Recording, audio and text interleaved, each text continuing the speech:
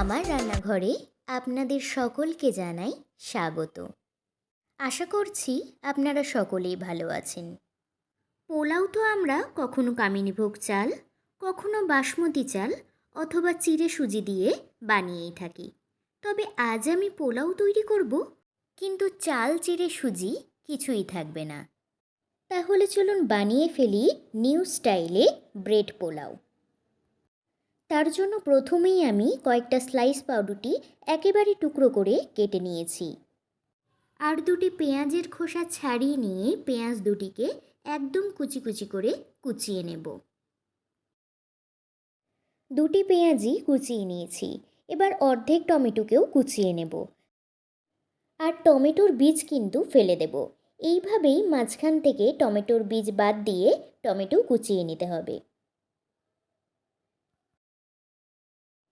এবার 3টি কাঁচা লঙ্কা আর কিছুটা ধনেপাতা কুচিয়ে নেব। ধনেপাতা, টমেটো, কাঁচা লঙ্কা, পেঁয়াজ কোচানো কিন্তু কমপ্লিট। এবার গ্যাসের মধ্যে ফ্রাইং প্যান চাপিয়ে দেব। আর প্যান গরম হয়ে এলে তার মধ্যে দিয়ে দেব 2 টেবিল চামচ রিফাইন অয়েল। এরপর কয়েক সেকেন্ডের মধ্যেই তেল গরম হয়ে এলে দিয়ে দেব কিছুটা চিনেবাদাম। আর বাদাম 1 মিনিট মতো মিডিয়াম ফ্লেমে লাল করে ভেজে নেব। বাদাম কিন্তু লাল হয়ে এসেছে, আর এর থেকে বেশি ভাজার প্রয়োজন নেই। বেশি ভাজলে বাদাম পুড়ে যাবে। এবার একটি বাটির মধ্যে বাদামগুলো তেল ছেঁকে তুলে নেব।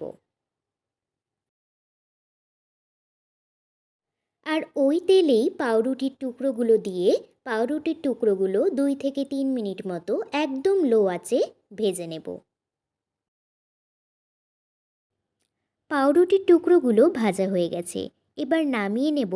আর ফ্রাইং প্যানের মধ্যে দিয়ে দেব 2 টেবিল চামচ রিফাইন অয়েল। আর তেল গরম হয়ে এলে দিয়ে দেব হাফ টিস্পুনের একটু কম গোটা জিরা। দেব কিছুটা কারি পাতা। ফোড়ন থেকে হালকা গন্ধ ছেড়ে এলে দিয়ে দেব পেঁয়াজ কুচি, কাঁচা লঙ্কা কুচি।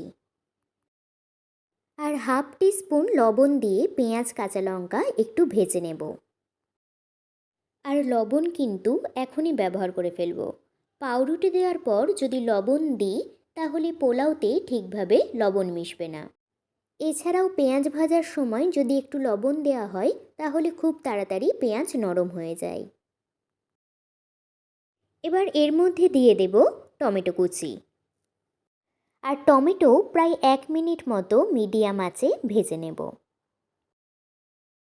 টমেটো অনেকটাই নরম হয়ে গেছে। এবার এর মধ্যে একটি ডিম ফাটিয়ে দিয়ে দেব।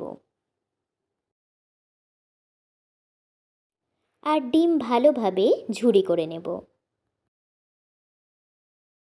তবে ডিম দেওয়াটা একদমই অপশনাল। আপনারা চাইলে ডিম কিন্তু নাও দিতে পারেন। ডিমের ঝুরি কমপ্লিট। এবার এর মধ্যে দিয়ে দেব হাফ টিস্পুনের একটু কম হলুদ গুঁড়ো আর হাফ টিস্পুন গোলমরিচ গুঁড়ো। আর 2-3 মিনিট মতো একটু ভেজে নিয়ে দিয়ে দেব ধনেপাতা কুচি। আর আগে থেকে ভেজে রাখা চিনেবাদাম দিয়ে ভালো করে সব কিছু মিশিয়ে নেব। এরপর এর মধ্যে পাউরুটির টুকরোগুলো দিয়ে ভালোভাবে মিশিয়ে নেব।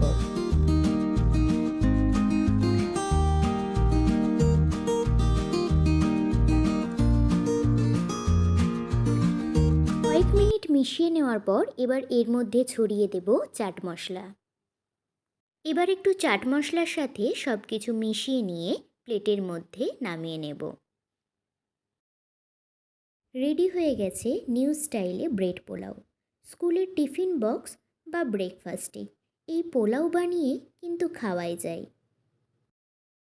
আর আপনারা এইভাবে একবার পোলাও বানিয়ে অবশ্যই ট্রাই করবেন। খেতে বেশ ভালোই লাগে। আর পরের দিন আবার কোনো নতুন রান্না নিয়ে আপনাদের সাথে দেখা হবে। আর সকলেই ভালো থাকবেন, সুস্থ থাকবেন।